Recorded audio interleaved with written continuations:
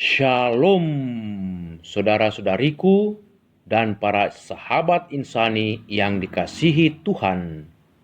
Selamat berjumpa lagi dalam program Renungan Rohani Insani, Inspirasi Sabda Allah hari ini, Selasa 4 Agustus 2020 bersama Pastor Anton Pabendon, Imam Diosesan Keuskupan Agung Makassar, yang sedang bertugas di Seminarium Anggi Mamiri, Yogyakarta.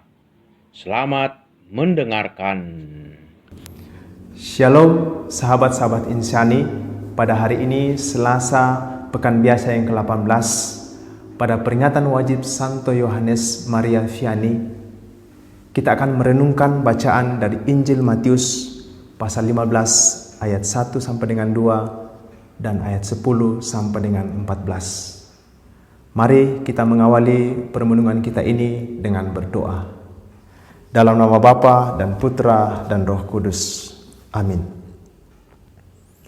Allah Bapa yang Maha Baik, kami bersyukur kepadamu atas karunia kehidupan yang Engkau berikan kepada kami. Juga kami bersyukur atas sabdamu yang boleh kami baca, dengarkan, dan renungkan, yang senantiasa menjadi inspirasi dalam perjalanan hidup kami di tengah dunia ini. Kami mohon semoga sabdamu yang akan kami dengarkan ini menginspirasi perjalanan hidup kami. Dengan pengantaran Yesus Kristus, Tuhan dan Juru Selamat kami. Amin. Dalam nama Bapa dan Putra dan Roh Kudus. Amin. Tuhan bersamamu dan bersama rohmu. Inilah Injil Yesus Kristus menurut Matius. Sekali peristiwa, datanglah kepada Yesus beberapa orang Farisi dan ahli Taurat dari Yerusalem. Mereka berkata, "Mengapa murid-muridmu melanggar adat istiadat nenek moyang? Mereka tidak membasuh tangan sebelum makan." Yesus lalu memanggil orang banyak dan berkata kepada mereka, "Dengarkan dan camkanlah, bukan yang masuk ke dalam mulut yang menajiskan orang, melainkan yang keluar dari mulut, itulah yang menajiskan orang." Maka datanglah para murid dan bertanya kepada Yesus, "Tahukah engkau bahwa perkataanmu itu telah menjadi batu sandungan bagi orang Farisi?"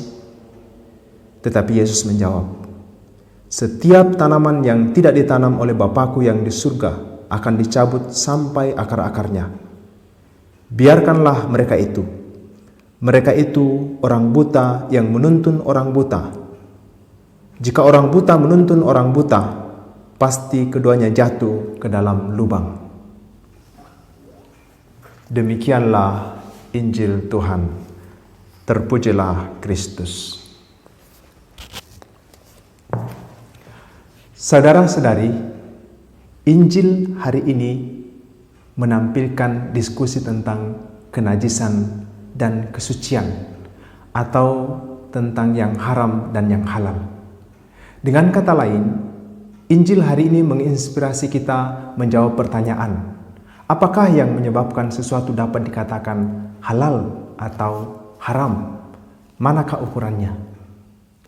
Bagi orang Yahudi, ada 3 tingkatan dalam hidup. Yang pertama najis, yang kedua tahir, dan suci atau kudus, yang harus dijaga ketat dengan aturan adat istiadat nenek moyang. Orang-orang Farisi dan ahli-ahli Taurat adalah para penjaga aturan-aturan tersebut. Mereka yang meyakini bahwa penyebab kenajisan adalah pelanggaran atas aturan adat istiadat nenek moyang, di antaranya menyentuh penderita kusta, makan dengan para penagih pajak, tidak membasuh tangan sebelum makan, dan sebagainya. Siapa saja yang melanggar aturan-aturan ini, misalnya bersentuhan dengan orang yang sakit kusta, maka otomatis akan menjadi najis dan harus dihindari sebelum ditahirkan kembali. Keyakinan ini menunjukkan bahwa penyebab kenajisan seseorang berasal dari luar dirinya. Akibatnya, orang-orang hidup dalam kecemasan dan ketakutan terhadap apa saja, baik barang maupun orang yang dapat mengancam dan menajiskan hidup mereka. Mereka saling mencurigai dan memata-matai. Alasan itu pula lah yang melatar belakangi orang-orang Farisi dan ahli Taurat datang jauh-jauh dari Yerusalem ke Genesaret untuk mengkritisi praktek hidup Yesus dan murid-muridnya yang dianggap melanggar aturan adat istiadat nenek moyang. Sementara itu Yesus memiliki pandangan yang berbeda dengan orang-orang Farisi dan ahli Taurat tentang aturan kenajisan atau kesucian. Yesus melihat bahwa aturan nenek moyang tentang kenajisan seringkali bersifat diskriminatif karena dijadikan alasan oleh orang-orang tertentu untuk tidak berbuat baik terhadap sesama atau menghindari sesama yang dianggap najis. Bagi Yesus, aturan seperti itu justru kehilangan makna kesucian karena lebih menekankan kesetiaan pada hukum manusia yang diskriminatif daripada hukum Allah yang adil dan berbelas kasih. Oleh karena itu, dengan mengatakan bukan yang masuk ke dalam mulut yang menajiskan orang, melainkan yang keluar dari mulut, itulah yang menajiskan orang.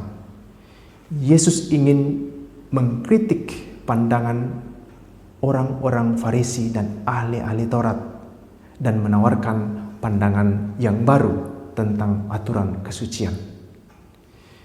Yesus mengajarkan kita bahwa kesucian berasal dari hati dan pikiran kita yang mewujud dalam tutur dan laku kita yang dilandasi oleh keadilan dan cinta kasih. Itu jugalah yang telah diteladankan oleh Santo Yohanes Maria Vianney, seorang imam yang suci, bukan karena kepandaiannya atau kehebatannya atau keberhasilannya menghindari orang-orang yang dianggap najis, melainkan karena cinta kasih dan kesetiaannya serta persahabatannya dengan sesama yang terbuang dan berdosa. Saudara-saudara, mari kita mengusahakan kesucian lewat sikap dan tindakan kita yang baik, adil, dan benar dalam persahabatan dengan sesama sampai akhirnya kita menikmati kesucian yang sempurna bersama Bapa di surga. Amin. Mari kita berdoa. Allah Bapa yang Maha Baik, kami bersyukur atas sabda-Mu yang telah kami dengarkan dan renungkan pada saat ini. Semoga sabda-Mu itu senantiasa menginspirasi kami dalam perjalanan hidup kami. Sampai pada akhirnya kami mengalami kebahagiaan dalam kekudusan di surga.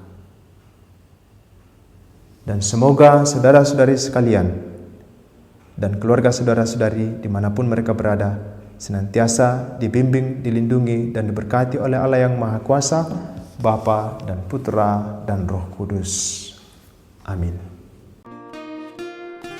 Terima kasih, saudara-saudariku dan para sahabat insani yang dengan setia mendengarkan sabda Allah bersama Pastor Anton Pabendon. Saya, Pastor Marcel Lolotandung, mengucapkan berlimpah terima kasih kepada Pastor Anton. Semoga Pastor bersama dengan rekan-rekan imam, para frater, dan segenap penghuni Seminarium Angin Mamiri Yogyakarta senantiasa diberkati Tuhan dalam setiap aktivitas dan pelayanannya. Amin.